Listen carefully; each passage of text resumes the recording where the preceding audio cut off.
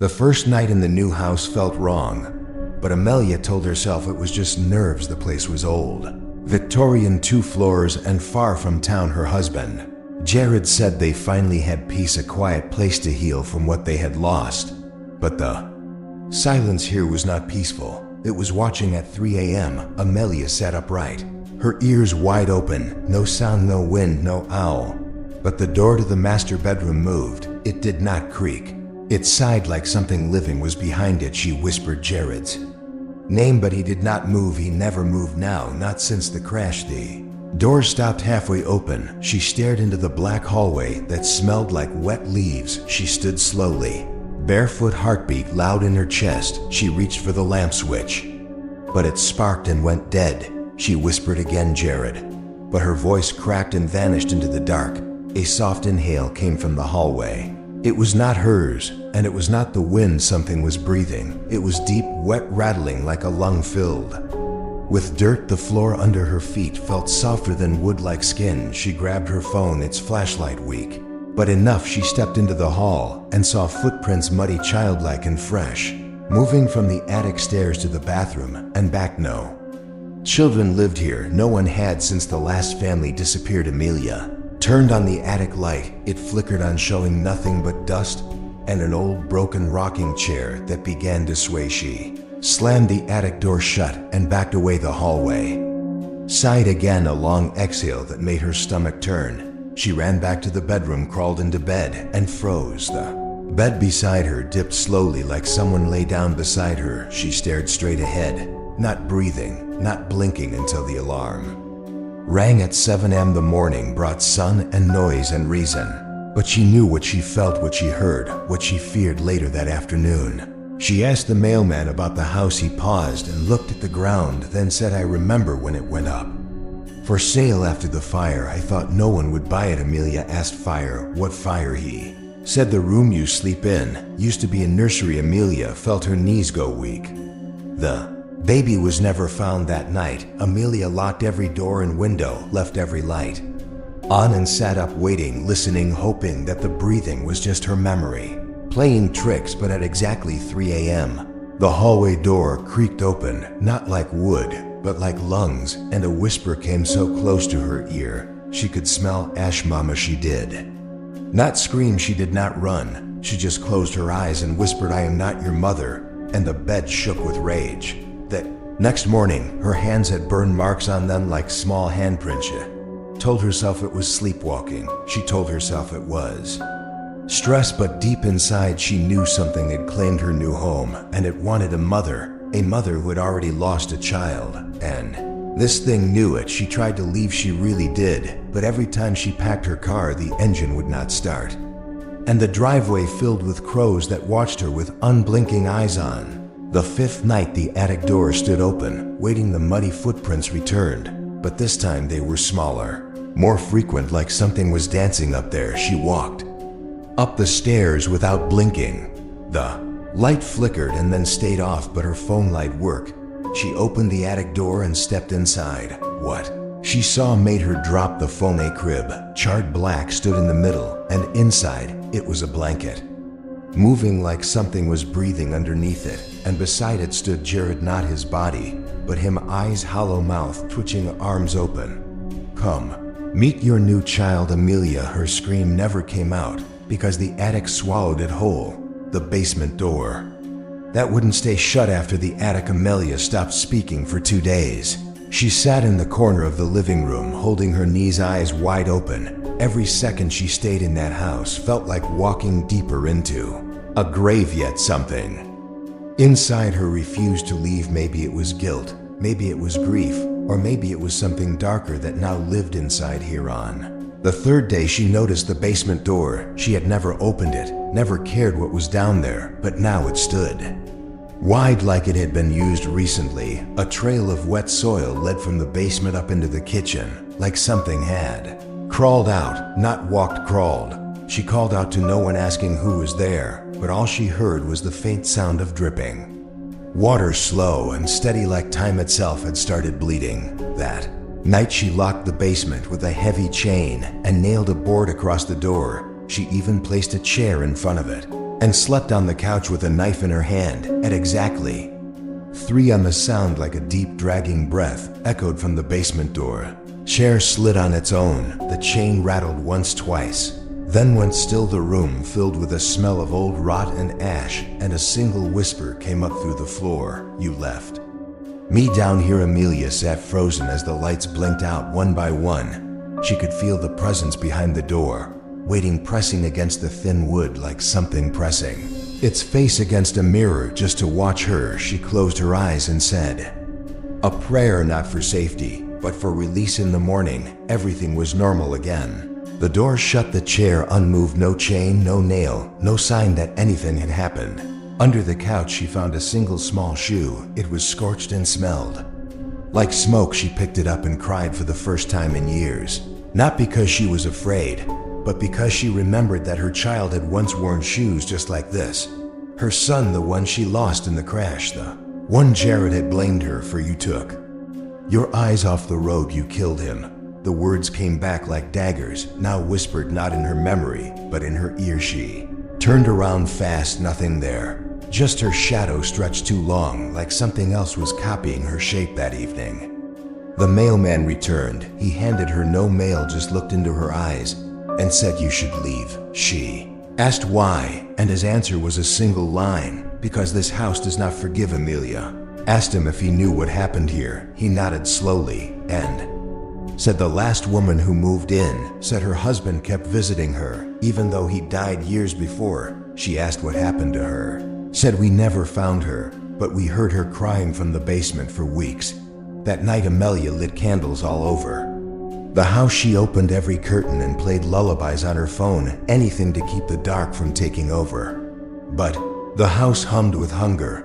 At 3 a.m., the basement door exploded open. Without sound, the chain flew across the room, and the floor turned cold. She grabbed her knife and stood at the top of the basement stairs. Below her were steps that led into complete darkness, and at the bottom stood Jared. His head was tilted to the side, his arms limp, his eyes black like burnt glass. He whispered, "You need to see what you buried." Amelia screamed no and turned away, but the house shifted. The hallway turned into a tunnel, and the floor pushed her back toward the basement. She fell down the steps, her knees hitting cold stone. Her phone light cracked on the cement, but still glowing. What she saw made her crawl back up, but the steps were gone. Bones, small bones, children's bones, dozens stacked like firewood at the edge of a pool of water that reflected no light.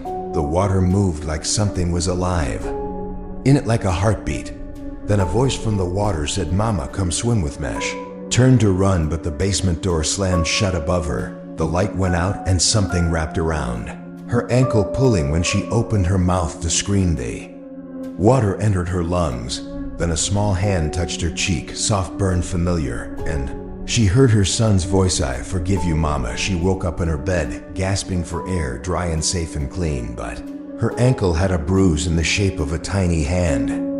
Outside her window, she saw the basement door standing wide open, again, waiting. The man in the mirror. Sun rose, but the warmth never came. The light touched the windows, but not the floor, and Amelia knew that whatever had touched her in the basement was not gone. It had followed her up. It had crawled into her skin, into her breath, into her bones. She avoided mirrors for the first time in years. Something in her reflection felt wrong, like it blinked too slow or smiled when she did not. She caught herself standing in front of the bathroom mirror that afternoon, staring not at herself, but at the thing behind her. There was no one there when she turned around, but in the mirror she saw him, a tall, thin man with no face, wearing Jared's wedding suit, black and torn, soaked at the edges like he had walked through fire and rain. Both at once, his hands were two long fingers, stretched and twitching. She stepped back, but her reflection stayed still. Then it raised its hand and waved slowly. She dropped the mirror. It shattered, but in every broken piece, he still stood watching. That night, she covered every mirror in the house, even the ones on her phone screen, even the reflection in the microwave door. She heard a knock at the front door at midnight. Slow and heavy, 3 times. She did not answer. She never would. But the knocking moved to the back door, then the window, then the mirror she had buried in the trash outside. When the power went out, she held the only candle she had left and walked to the front door to check the lock. On the other side of the peephole was an eye too large, too round, bloodless. She stepped back and the door handle turned by itself.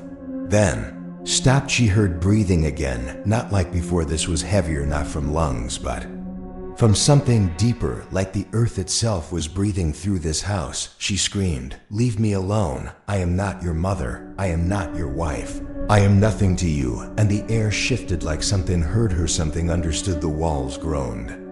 And the pictures of her and Jared fell, every single one, cracked on the floor, the glass slicing his face in half. She picked up a frame and whispered, "I hated you. I hated that you blamed Mesh." Walked into the bathroom and stared at the covered mirror. She pulled the cloth off. Her reflection was gone behind. The glass was the man again, but now he had a face, Jared's face, but with eyes of the child. There, child smiling and crying all at once. She whispered, "I want to see him. I want to hold him just once."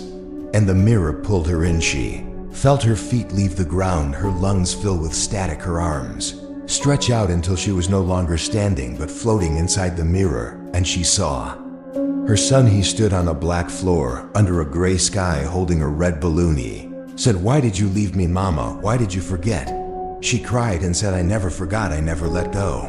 I died with you that day." He said, "Then stay." And the mirror cracked. She fell back into the bathroom floor, bleeding from the forehead, the mirror pieces glowing faint like moonlight. When she looked up, Jared was there, but only his shape, his shadow. He did not speak. He just pointed toward the nursery door that should not exist anymore, but it did.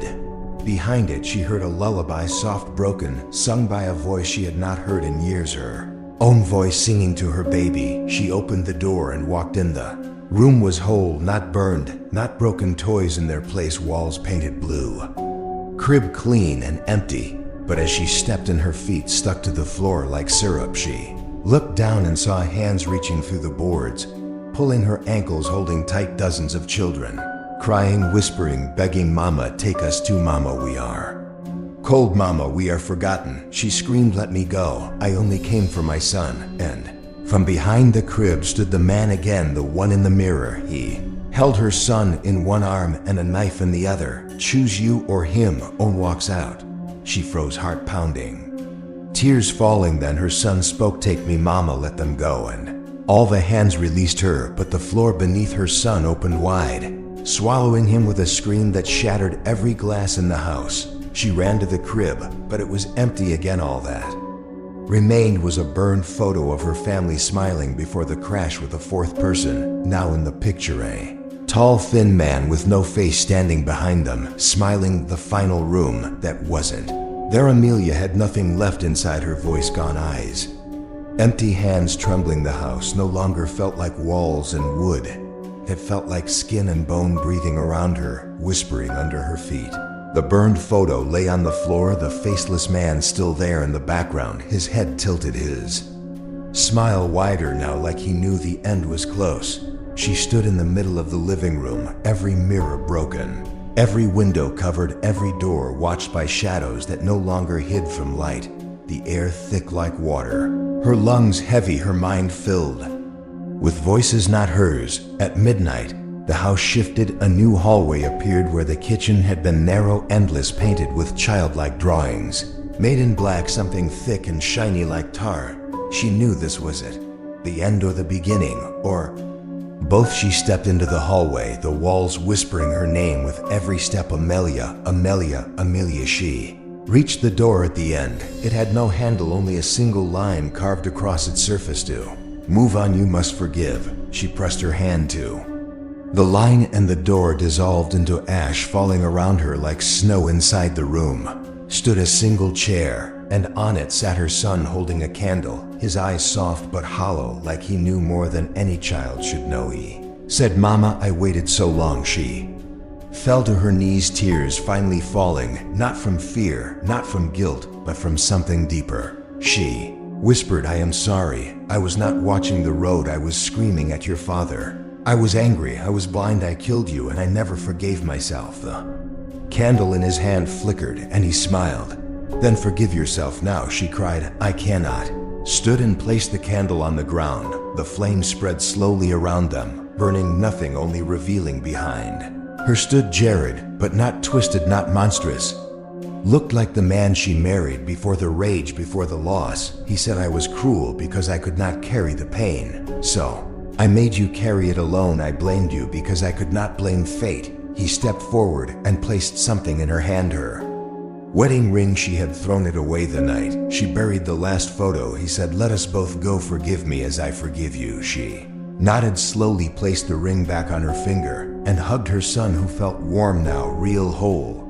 The house groaned, then sighed, then fell completely silent. She woke up outside on the front lawn, the sky clear, the sun rising, birds singing. The house behind her was gone, not burned, not collapsed, just gone. Grass where it once stood fresh and untouched in her hand still lay the ring, and beside her a single small shoe. She stood and felt light for the first time in years. Weeks later she visited the town library, searched for the address, found nothing, no record, no name, no map showing that street. She asked the librarian who had lived there before. The woman said that house was never real. It only appeared to those who carried too much pain, and it only vanished when the pain was finally forgiven. Amelia smiled quietly and left the library with a heart that still ached, but no longer bled. She visited her son's grave that evening, placed the shoe beside it, and whispered, I found him. I forgave me, and I let go. As she turned to leave, a breeze passed over her cheek, warm, soft, like a child's hand. She did not look back. There was no need. The house had done its job. It had broken her to rebuild her. It had haunted her to heal her, and in that pain she had found the truth. Sometimes the scariest ghosts are the ones we bury inside, and sometimes the only way to survive. Theme is to forgive. End.